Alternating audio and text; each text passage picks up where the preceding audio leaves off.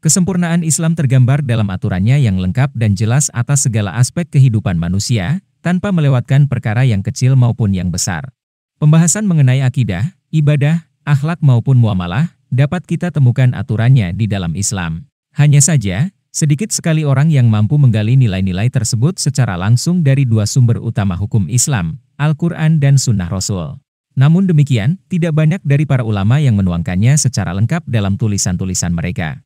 Seringkali sebuah buku menjelaskan Islam hanya sebatas pada satu aspek saja, misalnya hanya aspek akidah atau fikih atau yang lainnya.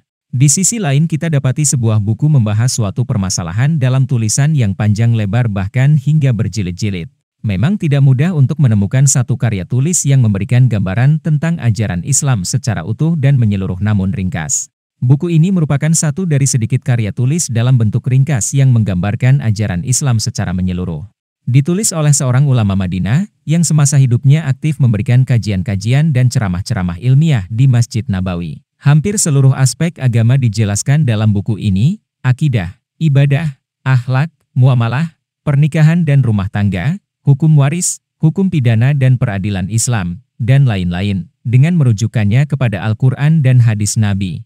Ditambah lagi, buku ini dikemas secara sistematis dengan gaya bahasa yang menarik dan mudah dipahami. Sehingga tidak heran jika buku ini telah dicetak berulang kali dalam edisi aslinya, tersebar luas di banyak negara dan telah diterjemahkan ke berbagai bahasa. Oleh karena itu, tidak berlebihan apa yang dikatakan oleh penulis buku ini di dalam mukadimahnya pada cetakan pertama, bahwa buku ini merupakan panduan seorang muslim yang tidak layak jika tidak terdapat di dalam rumah setiap muslim. Darul Haq, berilmu sebelum berucap dan berbuat.